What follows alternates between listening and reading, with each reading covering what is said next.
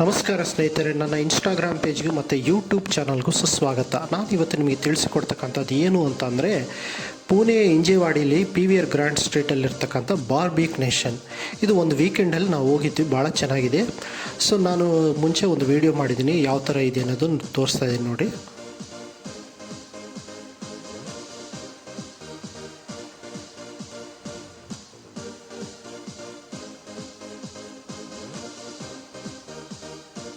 ಇನ್ನೇನು ನಾವು ಮುಂಚೆನೇ ಬುಕ್ ಮಾಡಿದ್ವಲ್ಲ, ಅಲ್ಲಿ ಕೂತ್ಕೊಂಡ್ಬಿಟ್ಟು ಫಸ್ಟ್ ನಾವು ಸ್ಟಾರ್ಟರ್ಸಿಂದ ಟ್ರೈ ಮಾಡಿದ್ವಿ. ಅದು ಬಂದುಬಿಟ್ಟು ನಾವು ಸ್ಟಾರ್ಟಿಂಗಲ್ಲಿ ಪಾನಿಪುರಿ, ಸೇವ್ ಪುರಿ ಈ ಥರ ಐಟಮ್ಸ್ ಎಲ್ಲ ಟ್ರೈ ಮಾಡಿದ್ವಿ.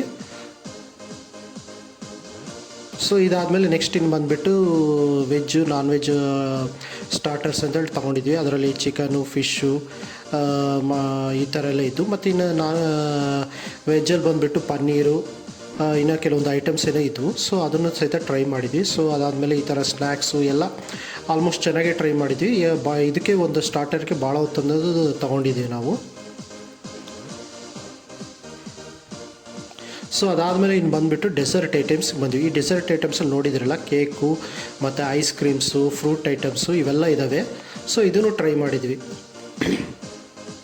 ಇದು ನಮಗೆ ಹೇಳಬೇಕು ಅನ್ನೋದಾದರೆ, ನಿಮಗೆ ಕಡಿಮೆ ರೇಟಲ್ಲಿ ಅನ್ಲಿಮಿಟೆಡ್ ಫುಡ್ ಸಿಗಬೇಕು ಅನ್ನೋದಾದರೆ ಬಾರ್ಬಿಕ್ ನೇಷನ್ ಬೆಸ್ಟ್ ಅಂತ ನಾನು ಹೇಳ್ತಿದ್ದೀನಿ.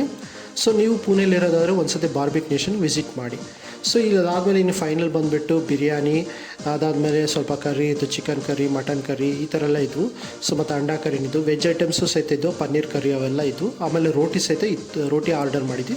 ಸೊ ಇದೆಲ್ಲ ಆದಮೇಲೆ ಇವೆಲ್ಲ ಆದಮೇಲೆ ಇನ್ನು ಫೈನಲ್ ಆಗಿ ನಾವು 3 ಪರ್ಸನ್ಸ್ ಹೋಗಿದ್ವಲ್ಲ, ಅದಕ್ಕೆ ಬಿಲ್ ಬಂದುಬಿಟ್ಟು 3000 ಸಮಥಿಂಗ್ ಆಗಿದೆ. Thank you.